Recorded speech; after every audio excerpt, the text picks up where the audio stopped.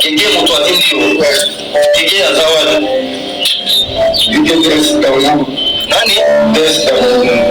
Des d'amour. Ne moto atindi yo. Bosa nani? Aza Des d'amour oyoki yomoko image ezawana pe bandeko boye bana komona. Kike azali Des ya amour. Et bokomona menake bandeko bayemba gege. Ba mususu babalite. Ba mususu bazo divorcé. Bazana vie ya kindu. Et pourquoi tout ça passé? Mais c'est ça le rôle de Gege. Des d'amour. Amour est ce que le cas n'a moi si en côté. Amour va repérer sans même moi si en zé. L'esprit a Gege et le bakatine par là pendant la délivrance à Zoba qui esprit a Gege ne zolo bakatine à comprendre que non c'est un esprit impur à pour vendre dans autres montuons sur les routes qui portent les apôts mais ça aussi un esprit mauvais c'est ça? Oui, c'est esprit à maille. Et les appels na bateau va signer un pacte na boyoka ne parce que azolu kake aye bana copé ça y est peut-être succès aye bana copé ça y est peut-être richesse pour signer un pacte et tant où c'est razula muka alovini ami monaki na se ya mai likolo ya nzete bakangi basini. C'est ainsi que tant où tu bandi au bon de l'ensemble l'esprit wana yekolobate ezangaite ezali Gege mutu atindi ngai apesa nga mission na sala likolo na ye. Gege. OK. Gege azali nani alobi Gege azali Des ya amour. Ndena tuni eske Gege atindi yo pour me ina kati na kinumba. C'est-à-dire que ses frères est déjà visé ya ke na ministère na ye ba esprit wana bakoluka ba détourner de la vraie foi. On a bana kosala la satana et ceux qui a boy ba bana ko bomaye. Mais il y a de ceux-là déjà, où tu es dans cette ville, qui va y avoir Gege. Cela veut dire que signer n'a pas pour Bayembi et Pambate, Bayebi et Boyoka Nibazana. Voilà, Bonzambe, na Bonzambe, Lola. Ezofuta simana onto yakoloba kenzamba boto kwaye liso soit bien aimé dans les Seigneurs. Merci na bilonyo stubozanda biso ba o basutena biso. Là je vois les pasteurs faits amis ici à la bouche autorisée de l'Éternel depuis Zurich. Na filo moko ya motema ya bivence de homo depuis lompe na maman Gisèle Lukelo motema papa Emmanuel na Boston. Bonzambe na Bonzambe Lola ezofuta simana onto yakoloba ke nzamba boto kwaye liso soit bien aimé dans le Seigneur. La Bonzambe na Bonzambe Lola ezofuta bien aimé dans le Seigneur simana oto ya koloba kenzamba boto kwaye lisusu aptozadi na pasteur Richard Kazadi. Bonne santé papa. Nzambe nozo pesi biso magasi. Vraiment lilo bana bande bazolanda yo na pamboli bande konyonso balandi la voix céleste. Tout linga notre chaîne, tout landa notre chaîne et nous serons édifiés et nous serons bénis par la bouche de plusieurs hommes de Dieu qui passent sur cette chaîne.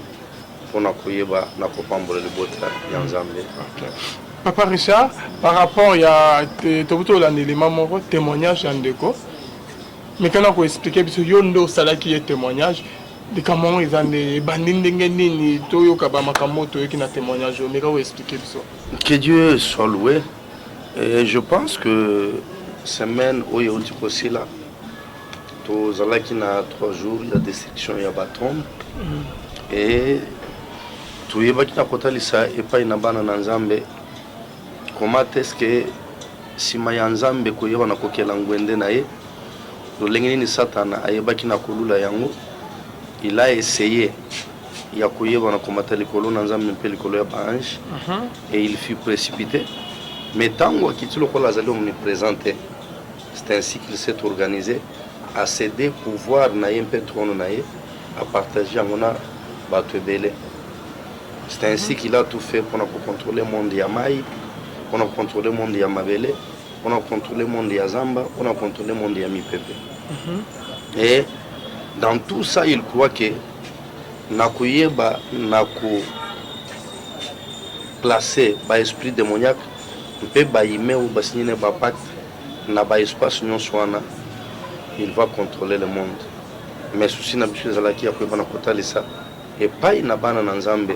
ete makomi kati na nganda Ephésiens ezali kotalisa ete na nzela ya église nde baautorité mpe badomination satanique bakoyeba sagesse infiniment variée ya nzambe. Et c'est ainsi que nzambe ayebaki na komikumisa. Il y a eu plusieurs délivrances, mais pour choisir cet élément, pourquoi? Parce que le vendredi, tu vas bien kokabola la Bible kati na l'église. Okay. Tu vas bien kokabola quelques bana na nzambe ba Bible ou bazalaki na ba Bible te. Et arrivé mokolo ya dimanche, où il a fallu tout clôturer, quand on était en train de prier, le Seigneur nous a demandé de prier pour ses bien-aimés. Et tant qu'on est, il y a des esprits qui se sont manifestés katinaye. Mais le quoi les bossons à retenir, bah esprit na bazo yibisanga non. Depuis azu mukanda oyo bopesa qui est awa, bisoto zana kimia. Il faut atika mukanda wana. Mukanda nini balobino Bible bopesa qui est. Depuis bopesier yango et pesier makasi maintenant bisoto zana katia ya ko souffrir. Et tant on a bandi ko benga na bango. Esprit où se présenta qui comme on est là qui longange. Longange ezamoko ya ba esprit ya mai. Et alobino biso moto to ko bebi samusala na ye parce que frère wana abanda ko sala tellement musala na ye bebi. Tozo lingate ayeba na ko pambulama parce que solinde ko ya pambulami biso to ko yeba na ko zala kimiate azamu tema malamu akoyeba na kosunga bato ebele oyo bazana kati ya ko souffrir. Et la deuxième chose, ce qui a été calé dans mon canada,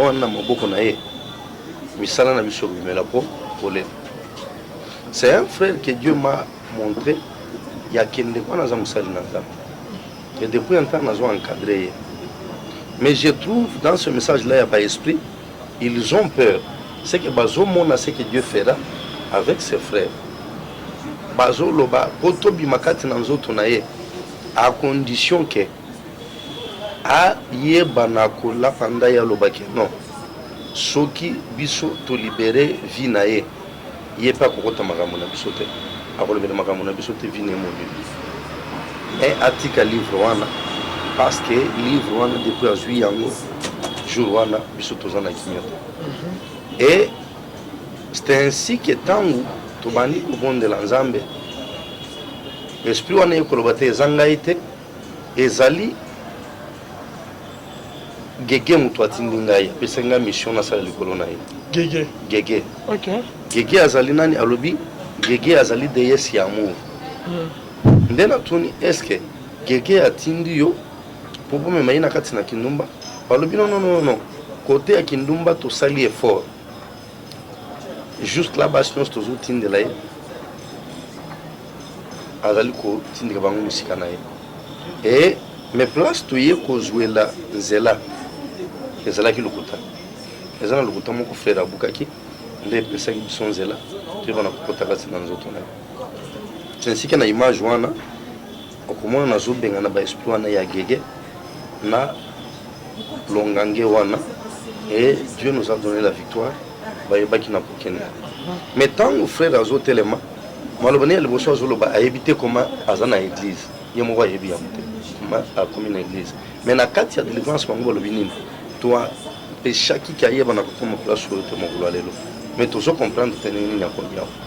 Et tant que Azo na nzela, ba yebaki na ko kanga na likambo yebite. Bazo kanga bana mo so bana ni mabanga ba ya bokanga yepe azala kina bango. Bakangi. Alors, il y a une Bible, il y a une église. Hier, il y a la police. Le commandant Moko Lobi, il y a un livre, il y a un jour où il y a un vino bébé. Il y a un Tony Bango. Il y a expliqué. Major Moko Azalaki wana, a ébissé petit, aux âmes takala il faut mal. Débatiki à l'église. Maintenant, il y a l'église qui est à Zawapi. Mais au moins, il est arrivé, quand il y a un Nzambe a payé Frère Victoire, eloko nalingi nayebisa bana na nzambe toyebaki na kotalisa na royaume astral. Il y a des esprits méchants, il y a des autorités de domination satanique qui vont travailler dans les airs pour empêcher le sang de bana na nzambe comme pas na nzambe koyeba na ko retarder oyo ezali lipamboli na nzambe bana comme pas na bana na nzambe. Et ceux qui bana na nzambe toujours travailler avec persévérance dans la vie de prière, il est difficile de trouver na komona loboko na nzambe. Et na monde ya c'est na royaume terrestre ya Satana. Satana a utilisé le prince de ce monde de ténèbres. Ce sont nos frères et sœurs. Quartier, mais Satana a séduire. Basali ba pacte na Satana. Nanzele ya coutume, nanzele ya sorcellerie, nanzele ya fétichisme, il y a magie, il y a maraboutage, il y a spiritisme, il y a occultisme, il y a fétichisme, il y a divination, nanzela il y a satanisme en général. Et ces gens-là travaillent avec les dominations, les autorités, les dominations, pour détruire où ils allaient. Et dans le monde des eaux, il y a des esprits. C'est ainsi que, par exemple, il y a un verset biblique, parce qu'on n'a pas assez de temps. Dans Ésaïe 27, 1, ma commune le dit, en ces jours, l'Éternel frappera de sa dure, grande et forte épée, de Léviathan, serpent fuyard, de Léviathan, serpent tortueux, et il tuera le monstre qui est dans la mer. Et Léviathan, Azali prince yaba esprit nyonso, démoniaque Azali katina mai. Nous parlons de Tati Wata, de Mami Wata, il y a des monstres marins, mais Oyo Akamba Kabango nyonso, le prince de ces démons-là, on va opérer na mai, Azali Léviathan. Et c'est pour nous que nous avons dit le monde Yamaï est le monde Satan aujourd'hui.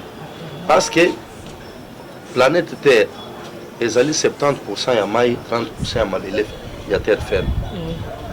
Et Satan a pensé qu'il pouvait contrôler 70% Yamaï, il va contrôler Mokili. Et maintenant, il travaille aussi pour nous contrôler 30%, il y a terre ferme. Mais oui, ils allaient partager entre les chrétiens et aussi au service de Satan. Et ceux qui toquent dans le monde de Zamba, nous trouverons qu'il y a des esprits que Satan a utilisés dans le désert, dans la savane et dans la forêt. Et en un mot, c'est pour dire quoi? Pour dire que ceux qui sont dans la Zambie sont limités. Satan n'a pas eu de parce que partout, l'espace nous sommes utilisés, la maille, la zamba, la terre ferme, Satan a coopéré. Et nous avons mis un accent, le couleur va esprit à maille. Parce que le problème est que les oiseaux rencontrer les lots, ce sont ces esprits-là. Ceux qui ont tali, la ville portuaire Nyonso, ils ont une activité avec Ndumba Makasi. Pourquoi? Parce que les esprits des eaux, activité na ya Makasi, ezali Kindumba. Nde ozomona lelo awa tozana fleuve Congo, tozana ba rivière ebele kati na Kinshasa. Ceux qui otali activité ya monene na Kinshasa, ezali Kindumba mpe Masana. L'activité oyo kondi ziba bakino. Ceux qui okena ba ville neti ba Matadi, ba Mbanda ka ainsi de suite, ba ville nyonso ezali oleno ya mai okutaki Kindumba ezama kasi. Ezali à partir de l'esprit des eaux. Yaoundé zo meme la telemabe kati na société. Yaoundé zo meme ba look ba biema nyonso zo mona lelo oyo même ezali ko choquer tango ezali ko mona boye ozali choquer na oyo ezali ko mona. Mais les esprits des eaux qu'on a koyeba na kolongo mbe ba esprit en général, c'est pas les jeûnes et la prière. Et ceux qui jeûne et prière papa tozo sambela makasi metroyeba na koona loboko na nzambe. Parce que même les autres ya mutu ezali 70 ans et plutôt 70% ya mai. C'est ainsi que au monaka pour la délivrance to senga kabatu ba yeba na ko gêner. Parce que tant tozo sala jeûne à sec azali ko se déshydrater. Vous comprenez? Ozo mela maite ozo liate et un autre qui va se déshydrater. abanda koloba ke c'est ainsi que tango bazosenga bana na nzambe tojenaka topriaka se passe que cette sorte là de démons il n'y a que pas les jeunes de la prière nde tokolonga yango. Je disais que le corps humain est composé de plus ou moins 70% ya mai. Et tango ba esprit wana ezovanda kati na nzoto ezali dans la même ambiance que dans les eaux. Place où evandaka na barivière na balako bien na bamer. Et quand le corps se déshydrate par les jeûnes et la prière, ces esprits-là sont mal à l'aise et ils peuvent maintenant être chassés. Okay. Alors, pour la oyo ke banana problème il y a estomac santé moyen ba jeûner zaté, il faut que baza toujours obligé à rejeûner. Peut-être bazo bela santé za bien té bazo obligé à relia. Non, que Dieu soit loué. Je ne crois pas que mutu nyonso azana ba même sorte ya ba esprit. Azana même problème. Nzambe pona koyeba na kosalela mutu nyonso elakaka te na jeûne et prière. Vous comprenez? Ezana bato oyo Nzambe asalaka grâce ya guérison sans passer par les jeûnes et prières, délivrance sans passer par les jeûnes et prières, parce que ce sont des choses que moi je rencontre. Mais ici je parle de personnes oyo bazali conscients de leur situation. Vous comprenez? Ayebi ke ndenge eza boye na sambelaka. Mais j'ai tel et tel problème. Et quand il y a une résistance, il faut passer par les jeûnes et prières. Vous comprenez? Mais aussi, tant nous avons un problème, il y a parce que ce que je veux pas, c'est quoi? Les lois église n'a pas vu la réalité belle.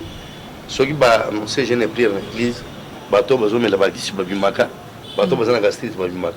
Mais en fait, ce que l'on la vérité, c'est que les Arabes m'ont bien au qui m'a pris, à qui m'a gêné prière, parce qu'ils ont croire qu'ils ont coquetté. Mais moi, j'ai dit aux gens, il y a une sœur qui venait d'arriver à l'église, il y a une semaine passée, sœur Wana a été chez les branamistes. Et à Boutami chez les branamistes, à Bol chez les branamistes. Mais elle s'est rendue compte que vie n'a pas avancé. Il faut aller comme maintenant délivrance à vie. J'ai des images ici peut-être relever la mois prochaine. Mais cette sœur, tant toujours semble là, nous avons dit que a un problème, il y a un esprit à maille. Et j'ai demandé à cette sœur, programme Nzamba Pessi, et ça que Aïwana Kokota, je n'ai prié la sec il y a 3 jours. Mais le vendredi dernier, il a fallu que j'arrive à l'église vers 12h, tout semble la sœur. Et la sœur Azalaki Oumou. Soufla, Azoka Motema passe, Abandi Kobenga Basal Nazami Noso Nazoko Kalisus Tena Melatamai. Baïbche non zéla, ceux qui papa. Quand je suis arrivé dans l'ébissi, sœur, ceux qui ont Melika Kamai, au PC va expliquer en force. Et tout sera compliqué. Mais toujours banda délivrance. Vie ya sœur Ezalaki Wapi. Ezalaki na lac Monka. À 2000 km na Kinshasa. Place Vine Kangamaki. Place Babalisaki. Esprit Ezalaki kati na ye, ndoi na ye, asia kufa. Mobali oyo babalisi ye, asia kufa pe. Et bango nyonso ba esprit na bango, après kufa na bango ba esprit na bango, operaka na kati ya lac Monka. Et c'est là babalisa ye. Et pour chasser ces esprits-là, avec l'aide du Saint-Esprit par le nom puissant de Jésus-Christ, nous avons eu pour le mariage et on a chassé par l'esprit. Et tant que c'est razo la muka, à l'ovini, à mi qui n'a se ya mai, likolo yanzete bakangi basim, mais amoni mutu moko ya katinzete wana, shikoyo nzete mati likolo ya mai, basinge fungwami. Abandi ko flotter likolo ya mai aye komona loboko moko mena likolo ya mai wana loboko wana kiti epimisi nde ko sutrazo bazo sutu bakanga kinini étoile naye bakanga kinini libala naye bakanga kinini une partie ya mabota ye akobota bana basite na vina ye abotaka bana mibali bakangaki nini bénédiction na effectivement sœur aza na bana mibale mais ndenge nini mobali ayaki ayini ya bala ye mobali atika mwasi na Lubumbashi na bana 5 ayaki wana makambo mosala asali aventure ke atikala kobala te akei mpe ase présente epa na bango basutuka sera komi na zembe azwi mwasi keno zwi mwasi aboti akopesa mbongo ya libala basutuka akomi na deuxième zembe e vérité eye kobima no azala mwasi boye na boye ale frère akima azonga na ye katanga et la sœur se retrouve na bana mibala. Pourquoi? Parce que libala na ekangama déjà c'est que ye nzela oyo bakome babanda ekomema ye zalaki ya mibali oyo bazosala ye aventure akoki komona bonako na vie na ye te et même tout ce qu'elle faisait na l'époque. Mais le Seigneur l'a délivré à grâce à Nzambe. Pourquoi? Parce que elle a accepté ya koyeba na kopayer prix et le prix c'est quoi? Gêner et chercher la face. Merci beaucoup papa. Toi sur audio wana ya vidéo wana ya délivrance to me un peu au combat. Donc la bande au bazolanda biso. Je pense que na tindeli yo pe yango. To yo kangoka na son. Et dans combien de minutes papa? Zana ngo muke. OK. Un peu pour Toyoka, je crois que yango yo. OK. Pourquoi final?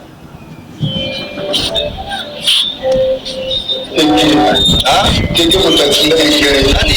Keke motatinda. Keke motatinda. Keke azawadi.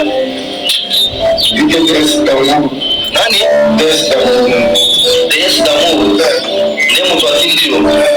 Bosa nani? Potesha soke. Abiso kiyo potiki. Imagine qu'on dépasse la ligne pour tout ça par le de réception. Et on dit que tu as péché en deux ans pour ça. On continue à ça qui tombe. Tout le monde a tout le monde est tout le cas qui est mort. Comment on bosse à la ligne? C'est dans le sens. Deux places pour venir. Allez, église nous doit tout faire. Et c'est bien? Oui. OK. Et par rapport à l'esprit à Gégé, Gégé là, Toyoka que bande omsu basala bantembo bani komo ya Gégé tangama na kat. Neni esprit à Gégé ekolo bakati ne par là pendant la délivrance azoba que esprit à Gégé nezolo bakati ne à comprendre que non, c'est un esprit impur à pour vendre dans les autres moutons sur écoute qui porte les apôts mais ça aussi un esprit mauvais, c'est ça? Oui, c'est esprit à maille. Et les appels na bateau va signer na pacte na boyoka ne parce que azoluka ke aye bana copier ça y est peut-être le succès. Aye bana copier ça y est peut-être les richesses. Après signer na pacte. Mais bateau mususu peut-être parce que ndeko na biso kaza musala nanga. C'est que bazo combattre yewana. C'est avec un but. Parce que ba esprit impur va combattre mutu pamba. Et le besoin de combattre yo. Plus tard, il y a des choses. C'est-à-dire quoi? Bakoluka au signer na bango c'est les faits. C'est-à-dire quoi? Au signer na bango pacte. Et ceux qui ont signé na bango pacte té bitumbe ozalaka ya roboma yo. C'est-à-dire que ces frères est déjà visé. Il y a que la ministère na ye ba esprit wana bakoluka ba détourner de la vraie foi. On a bana ko sala la satana et ceux qui a boy ba bana ko boma ye. Mais il y a de ceux là déjà où tu es dans cette ville que Bayemba Gégé, cela veut dire que signer n'a pas pour Bayembi et Pambate, Bayebi, Boyoka Nibazana. En tant que celui qui a signé un Gégé, est-ce que a vraiment obligé qu'il attend à une communauté de sous Basala Bayemiso sur Yango Papa? Mais tant que vous êtes en milieu, si on t'en a gagné, si Koyo, Moutunyoso, il faut comme ça, Moutoyo Azo Salakiazala. C'est-à-dire le col Gégende Azo Pesa Bango, succès Bazanango, il faut bailler Banakoye. Parlons numéro bani, succès à Moïse Mié Woutina Gégé Nanzambete. Ezaïe Morote Motorveli, Kamwa Gégé, va te vélo à Yembi Gégé. Même pas musicien à Mogilpe à Yembi Gégé. Bayema Gégé, ok. Donc Gégé, quand dit Christ Zola, n'a pas retenu que Azad démon. Azad déesse d'amour, Oyuki, Yumoko. image eza wana pe bande boye bana komona gege azali DS ya amour et bokomona menake bande ko bayemba gege ba mususu babali te ba mususu bazo divorcer baza na vie ya kindu et pourquoi tout ça passé mais c'est ça le rôle ya gege DS d'amour amour esukelaka na mwasi ya ndako te amour bakopesa me mwasi ya nzela c'est-à-dire oyo amoni ke non iya kotikalaka na gege abafandi na gege oyo gege a autorisé ke non à cause de basi azotika azui atiki c'est ainsi que bomona bavi na bango ezaka ndenge. En tout cas merci beaucoup papa Richard natikeli osko caméra aussi c'est mission na biso na message ya suka pe votre numéro de contact na message ya suka na ko ebisa bande ko bazali ko landa biso boy tozali na tango ya suka topesa bomoi na biso epai na Yesu tondi mele lokola nkolo mpe mobikisi na biso papa Satan a eu qu'il a peu de temps c'est ainsi que a activé ma mécanisme nyonso on a ko séduire ba humain c'est ainsi que ebele ya batelu sur la terre va se retrouver en contact na ba esprit de l'air na ba esprit des eaux na ba esprit ya forêt et ba oyo bazana ba pacte na bango te les rois bazali ko se retrouver bien aimé na ba prison satanique c'est ainsi que olotaka souvent ozali na kati na zamba peut-être okangama na cage peut-être okangami te me otambola komona kanzela ya kokende te oza kati na prison ya zamba bien aimé oza na kati na prison ya mokili oyo c'est ainsi que mila ndotaka toujours ozali na village oza na adresse moko ya kala bolungwa mais yo milotaka kaka ozali toujours wana et oza na kati ya prison ya mokili oyo bakanga yo peut-être na adresse wana ya kala eza na eloko oyo ileke na quartier wana yokanga vi na yo odeplaça na yo mais vi na yo etikala wana et ozali wana ozali kati na prison bien aimé ya mai omilotaka toujours ozali na mai ozosokola ozonager ainsi de suite bien aimé oza no pécheur te oza ngando te oza mbisi te mais mituna eloko nini osalaka souvent kati na mai non oza kati na prison et ba esprit ya mai ezali kokonza oyo ezali vi na yo oza souvent na problème ya mari de nuit ya femme de nuit souvent ezali ba problème ba esprit ya mai oyo bazali ko visiter yo bien aimé mpona kodétruire vi na yo et oyebaka toujours na komilota ozopumbwa yo kondeke te bien aimé yo ko avion te yebaki eza na ba esprit désert oyo bazali ko influencer vi na yo et ozali kati na ba prison ya monde des ténèbres eloko na koyebisa yo luka Yesu Kristo place yo ozali basali na nzambe ya solo bazali ya lokuta pe bazali mais soki ozali na souci ya koyeba nzambe akoyeba na korienter yo et soki ozali na souci ya kokangolama nzambe akoyeba na kotinda yo epai na basali na ye basunga yo et bien aimé nous qui sommes à distance boyi kobenga biso na numéro de contact ezali 00243 99 0748 090 nazali kozongela ozali banda ya mboka ozali kotia plus otie code ya RDC oyo ezali 243 et oajoute numéro na biso ezali 99 9 9 0 7 4 8 0 9 0 et bien aimé par ces contacts oyo ezali koleka au bas plutôt il y a écran na bino okoyeba ko contacter biso pour les conseils pour la prière nokoyeba ko partager autour ya bandoto bozali komona mpona koyeba ko discerner pour comprendre quelle est la volonté de Dieu.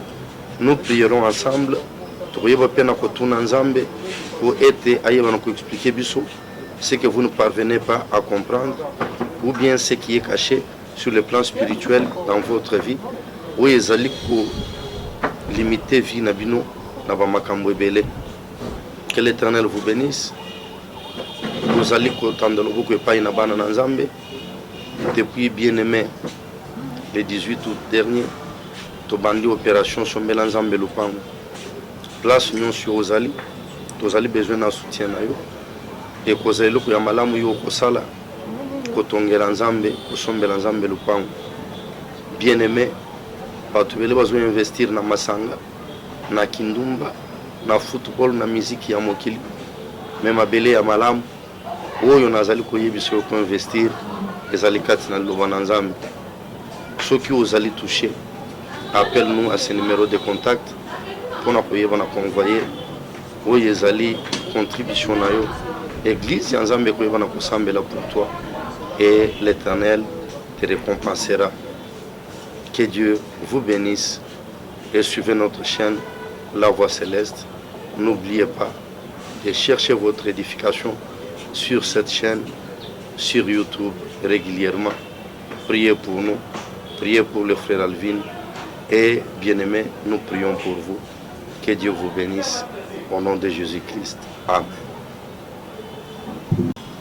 Wow. Et bokomona menake bandeko bayemba gege. Bamususu babalite, bamususu bazo divorcé, bazana vie ya kindu Et pourquoi tout ça passé? Mais c'est ça le rôle ya gege. Déesse d'amour. Amour est ce que le cas na mwasi anda côté. Amour bako pesa en même mwasi yanze yanzela. C'est-à-dire oyo amoni que non, il y a kotika la kana gege, abafani na gege.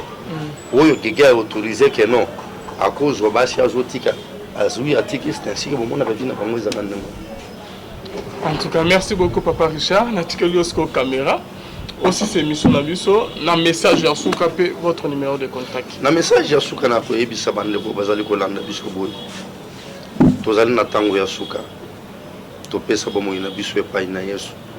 Tondi mele lokola nkolo mpe mobikisi na biso. Papa, Satan a évi qu'il a peu de temps. C'est ainsi que a activé ma mécanisme nyonso on a séduire les humains. C'est ainsi que Ebele y a battu sur la terre va se retrouver en contact n'a pas esprit de l'air, n'a pas esprit des eaux, n'a pas esprit à forêt et bah où y a besoin d'un pacte n'a pas monté les robes allaient se retrouver bien aimé dans la prison satanique. C'est ainsi que Olotaka souvent aux allées na kati na zamba peut-être au kangama na cage peut-être au kangami te me otambola komona kanzela ya kokendete aux akati na prison ya zamba bien aimé aux anakati na prison ya mokili oyo. C'est ainsi comme il a l'autre toujours aux allées na village aux an adresse moko ya kala bolungwa mais yo milota kaka aux allées toujours wana et aux anakati ya prison ya mokili oyo bakanga yo peut-être na adresse wana ya kala les gens eloko yo ileke na quartier wana yokanga vi na yo o déplacer na yo mais vi na yo etikala wana et ozali wana ozali kati na prison bien aimé ya mai omilotaka toujours ozali na mai ozo sokola ozo nager ainsi de suite bien aimé ozano pécheur te ozangando te ozambisi te mais mitone eloko nini osalaka souvent kati na mai non ozakati na prison et ba esprit ya mai ezali kokonza oyo ezali vi na yo. Aux a souvent un problème, il y a mari de nuit, il y a femme de nuit. Souvent, ils ont un problème, esprit à maille, ou basali pour visiter yo, bien aimé, on a détruire vie na yo. Et au yebara toujours na komilota aux pour moi, yo qu'on était bien aimé yo ko avionté, yeba qui ont un esprit désert, ou basali ko influencer vie na yo. Et aux alikat na pas prison, il y a monde de ténèbres. Et là qu'on a ko yebisa yo, Luka Yesu Christ. Place yo ozali basali na nzambe ya solo bazali ya lokuta pe bazali mais soki ozali na souci ya koyeba nzambe akoyeba na orienter yo et soki ozali na souci ya kokangolama nzambe akoyeba na kotinda yo epai na basali na yeba sunga yo. Et bien aimé, nous qui sommes à distance boyi ko benga biso na numéro de contact ezali 00243 99 0748 090. Nazali kozongela ozali banda ya mboka ozali kotia plus otie code ya RDC oyo ezali 243 et ajouter numéro na biso ezali 99 9 9 0 7 4 8 0 9 0. Et bien aimé, par ces contacts, vous allez coller au bas plutôt, il y a écran Nabino. Pourquoi on a contacté pour les conseils, pour la prière, nous avons partagé autour, il y a d'autres vous allez comme on a discerner, pour comprendre quelle est la volonté de Dieu. Nous prierons ensemble, pour expliquer ce que vous ne parvenez pas à comprendre, ou bien ce qui est caché sur le plan spirituel dans votre vie, où ils allaient limiter vie nabino nabamakambo ebele. Que l'Éternel vous bénisse.